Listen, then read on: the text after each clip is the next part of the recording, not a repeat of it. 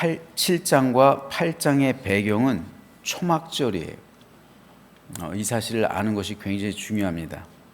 초막절은 출애굽한 유대인들이 광야 생활을 할 때 하나님께 받았던 은혜를 기억하고 기념하는 절기입니다. 그래서 초막의 거주예요. 8일 동안. 농업적으로는 한 해의 수확을 끝맺는 절기였기 때문에 수장절이라고도 합니다.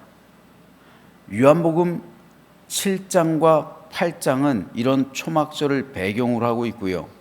그리고 오늘 우리가 읽은 8장은 크게 6문단으로 나눌 수가 있습니다. 11절까지는 간음 중에 체포된 여인을 이용한 종교 지도자들의 예수님 시험에 대해서, 12절에서 20절은 세상의 빛으로서의 예수님의 자기선언 및 바리새인들과의 변론을, 21절에서 30절은 예수님의 신적 초월성 및 성부 하나님에 대한 일체성을, 31절에서 36절은 진리에 의한 죄로부터의 자유선언을, 37절에서 47절은 유대인들을 향한 마귀의 자녀 선언을, 48절에서 59절은 예수님의 성자로서의 신분과 선제성의 최종 선언을 기록하고 있습니다. 초막절은 모두 8일 동안 지켰어요. 그리고 초막절 마지막 날인 제8일에 유대인들은 두 가지 중요한 행사 의식을 거행했습니다. 초막절 마지막 날 제8일째 두 가지 행사를 했는데, 하나는 헌수 의식, 그리고 또 다른 하나는 빛의 축제입니다. 헌수 의식이란 말 그대로 물을 제단에 부어 바친다라는 의미예요. 이것은 한 해 동안 어떤 성격이라고 생각하면 조금 이해하기 편하냐면, 기우제라고 생각하면은 우리 민족도 기우제를 했잖아요. 기우제랑 성격은 비슷해요. 근데 의미는 이거예요. 한 해 동안 하나님께서 이른 비를 내려주시고 농사를 하는데, 또 늦은 비를 내려주셔서 농사가 잘 되게 해주시고 풍요로운 삶을 살 수 있도록 도와달라는 이런 소망을 담은 그런 행사 의식입니다. 그래서 헌수 의식이에요. 그래서 실로암 못에서 떠서 대제사장이 금항 안에다가 실로암 연못에서 떠서 그 물을 갖다 바치는 거예요. 그래서 예수님은 요한복음 7장에서 이렇게 말씀하시는 거예요. 초막절을 배경으로 했다고 그랬죠. 명절 끝날, 여기서 명절 끝날이 바로 초막절 명절 끝날이에요. 곧 큰 날에, 그래서 명절 끝날을 큰 날이라고 기록하고 있습니다. 예수께서 서서 외쳐 이르시되 누구든지 목마르거든 내게로 와서 마시라. 나를 믿는 자는 성경의 이름과 같이 그 배에서 생수의 강이 흘러나오리라. 대제사장이 실로암 못에서 물을 떠다가, 금항 아래에 물을 떠다가 헌수식을 하는 거예요. 제단에 붓는 겁니다. 그 광경을 보시고 하신 말씀이 누구든지 목마르거든 내게로 와서 마시라. 이것이 헌수 의식과 관련이 있는 거예요. 그것을 보시고 주님께서 하신 말씀입니다. 예수님께서는 그것을 보시고 예수님 자신이 생수의 근원이라는 사실을 밝히신 거예요. 그들은 실로암 못에서 물을 떠다가 하나님께 바쳤죠. 하지만 예수님께서는 그 생수의 근원은 바로 나다 말씀하시는 거예요. 그리고 이어지는 8장에서도 예수님께서는 초막절 마지막 날, 즉 큰 날에 행해지는 또 다른 행사였던 빛의 축제를 보시고 주님 자신을 세상의 빛이라고 선언하신 거예요. 예를 돕게 그림을 하나 보죠. 여인의 뜰이 있어요. 여인의 뜰이 있는데 이스라엘의 여인들까지 들어갈 수 있는 데예요. 저기 담장 너머에는 이방인의 뜰이 있는 거예요. 이방인들은 이 뜰에 서 있고요. 그러니까 대제사장이 자기의 권력을 이용해 가지고 이방인의 뜰을 짐승을 매매하는 곳으로 만들었죠. 왜냐하면 이방인 뜰이 제일 크거든요. 그래서 예루살렘에 있던 4개의 시장을 다 폐쇄해버리고 여기다가 다 몰아놓은 거예요. 이방인의 뜰에다 권리금 받고 상인들에게. 예수님께서 성전 정화 작업을 하신 곳이 바로 이 이방인의 뜰이죠. 그런데 유대인들, 그러니까 유대교인들이에요. 정확하게 말해서 이방인들도 개종을 하면은 저기로 들어갈 수가 있는 거예요. 할례를 받고서. 그리고 여인들의 뜰 너머에 이제 이스라엘의 뜰이 있고 그 안에는 이제 제사장들만 들어가는 제사장의 뜰이 있죠. 그리고 그 안에 지성소가 있고요. 성소와 지성소가 있고. 근데 이 여인들의 뜰에 뭐가 있었냐면 헌금함이 있었어요. 헌금함. 헌금은 아무나 드리는 게 아니에요. 헌금은 이방인의 뜰에서 못 드려요. 세리들은 이방인의 뜰까지는 들어올 수 있어요. 근데 저 안에는 못 들어오거든요. 그러니까 세리들은 돈을 드리고 싶어도 헌금을 하고 싶어도 못 해요. 그 부정한 돈이라고 해서 안 받아요. 그러니까 거룩한 돈들만 받는다는 거죠. 그래서 이방인의 뜰 안에 헌금함이 비치되어 있었어요. 그리고 각 네 귀퉁이를 보면은 촛대, 큰 촛대예요. 큰 촛대가 저 위에 설치되어 있었어요. 평상시엔 밝히지 않아요. 자, 그러면은 예수님께서 주님 자신을 세상의 빛이라고 선언하신 장소가 바로 이 여인의 뜰, 여기서란 말이에요. 이에 대해서 요한의 기록을 한번 보죠. 오늘 요한복음 8장 12절 말씀에 예수께서 또 말씀하여 이르시되 나는 세상의 빛이니 나를 따르는 자는 어둠에 다니지 아니하고 생명의 빛을 얻으리라. 그런데 이 말씀을 하신 곳 20절에 보면 이 말씀은 성전에서 가르치실 때 헌금함 앞에서 하셨으나 잡는 사람이 없으니 이는 그의 때가 아직 이르지 아니하였음이로라. 헌금함 앞에서 했다. 다시 한번 그림을 보여줬어요. 이 말씀을 나는 세상의 빛이다. 이 말씀을 어디서 하셨다고요? 헌금함 앞, 즉 여인들의 뜰에서 하셨다는 거예요. 왜 나는 세상의 빛이다 라는 이 말을 저 여인들의 뜰에서 하셨을까요? 바로 빛의 축제와 관련이 있는 거예요. 초막절 마지막 날 밤이 되면 여인들의 뜰 안에 있던 그 뇌 모퉁이에 있는 촛대, 아주 거대한 촛대라고 해요. 이 촛대에 불이 밝혀지는 거예요. 이 촛대는 평상시엔 켜지 않아요. 평상시에는 저 성소 안에 있는 촛대만 이렇게 켜져. 성소 안에 촛대는 7개예요. 그런데 여인들의 뜰 그 모퉁이에 있었던 촛대는 5개라고 해요. 그 이 촛대의 수가. 그런데 4개 있는 거예요. 4개. 그래서 거대한 촛대였기 때문에 멀리서도 이 촛대에서 타오르는 빛을 볼 수 있었다고 합니다. 평소에 꺼져 있었던 촛대의 불을 밝히면 아무 때나 밝히는 게 아니라 초막절 마지막 날, 그래서 이 날을 큰 날이라고 하는 거예요. 헌수 의식을 하고 그리고 저녁이 되면 빛을 밝히는 거예요.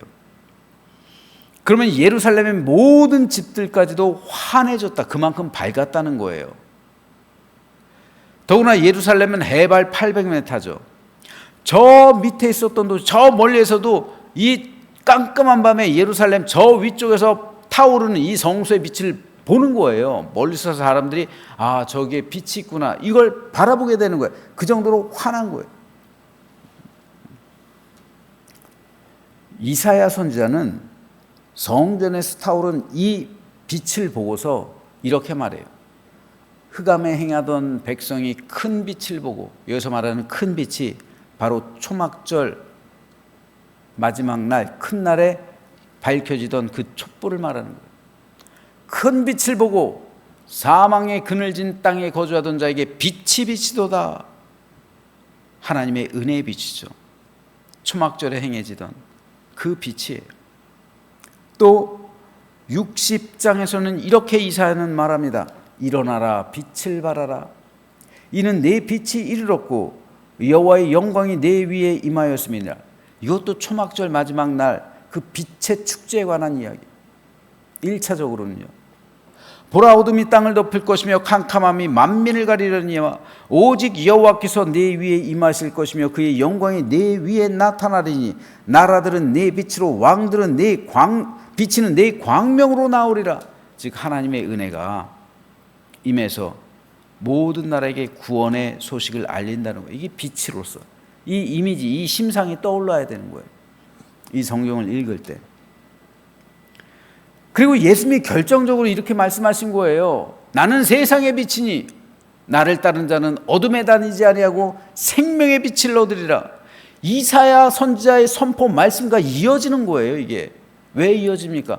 초막절날 마지막 큰 날에 행해지던 그 빛을 보고 이사야도 예수님도 말씀하셨기 때문에 그런 거예요. 자, 그런데 여기서 한 가지 중요한 사실이 있어요. 이 초막절 마지막 날, 큰 날에 성전의 여인들의 뜰에서 타오르는 빛, 그 빛의 재료가 빛을 내기 위한 재료, 이것이 무엇이었을까요? 물론 감람유를 보여. 감람유를 많이 붓습니다. 크니까. 심지가 있잖아요. 심지. 타오르게 하는 심지. 이 심지가 무엇이었을까요? 이 심지는 제사장들이 입던 옷이에요. 제사장의 역할이 백성들을 빛 가운데로 인도하는 거잖아요. 하나님의 빛 가운데로 인도하는 것인 만큼 오래된 제사장들이 입던 오래된 옷, 그 낡은 옷도 그냥 버린 게 아니라 찢어졌다고 그냥 버린 게 아니라 초막절 마지막 날 여인들의 뜰에서 타오르던 그 촛불을 밝히던 심지로 이용했던 거예요. 제사장의 옷을 함부로 버리지 않았다고요. 심지로 사용한 거예요. 지금 예수님께서 이것을 염두에 두고 하시는 말씀이에요. 즉 예수님께서 세상을 구원할 생명의 빛이 되기 위해서 주님은 주님 자신의 몸을 하나님께 드려서 타오르게 하시는 거예요. 제사장은 자신의 낡은 옷으로 성전의 불빛을 밝히는 거예요. 하지만 예수님은 주님의 몸으로 세상에 생명의 빛을 주는 거예요. 그러니까 제사장의 옷은 생명이 없는 거예요. 왜요? 옷으로 밝히는 거기 때문에. 그러나 예수님께서 내시는 이 빛은 생명이 있는 거예요. 왜요? 예수님의 생명으로 이 빛을 밝히기 때문에요. 그러니까 이 제사장들은 자신을 드린 게 아니라 나를 주는 거를 상징하는 옷을 준 거잖아요. 옷을. 제사장을 상징하잖아요. 실제로 제사장을 준 게 아니잖아요. 제사장의 생명으로 불빛을 타오르게 한 게 아니잖아요. 그것을 상징하는 옷으로 불빛을 타오르게 했잖아요. 하지만 예수님은 실제로 예수님의 몸으로 불빛을 타오르게 하셨다는 거예요. 그래서 나는 세상의 빛이다. 생명의 빛을 얻을 것이다 말씀하신 거예요.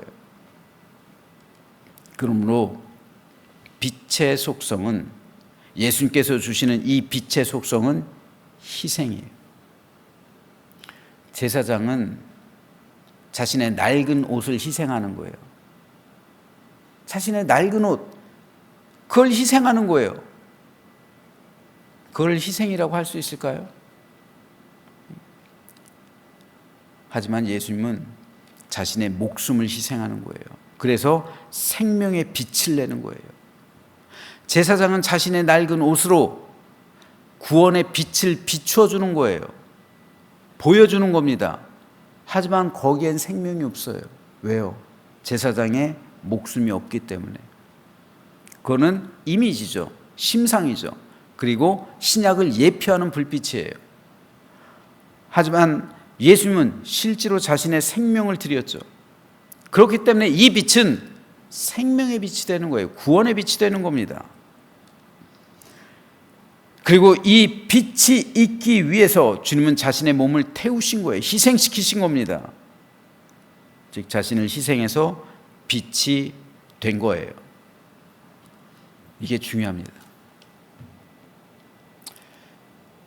우리는 여러분 각자 예수님께서 너희는 세상의 빛이다 말씀하시잖아요. 너희는 세상의 빛이다. 바로 이 빛이에요. 그러면 그 빛을 내는 재료가 뭐냐? 우리가 생각해 봐야죠. 어떤 사람은 자신의 낡은 옷으로 빛을 낼 수도 있어요. 반면에 어떤 사람은 자신의 목숨으로 빛을 낼 수도 있어요. 순교자들이요. 순교자는 자신의 목숨으로 세상에 빛을 낸 사람들이에요. 그러니까 순교자의 영광이 크다는 거예요. 그만큼. 그러면 오늘 저와 여러분은 어떻게 세상에 빛이 되고 있습니까? 세상에 빛을 내는 재료가 뭐냐는 거예요. 낡은 옷으로 할 수도 있어요. 자신의 목숨으로도 할 수 있습니다.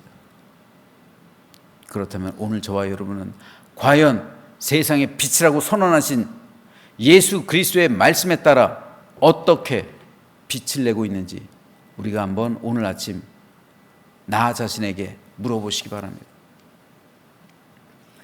목회자가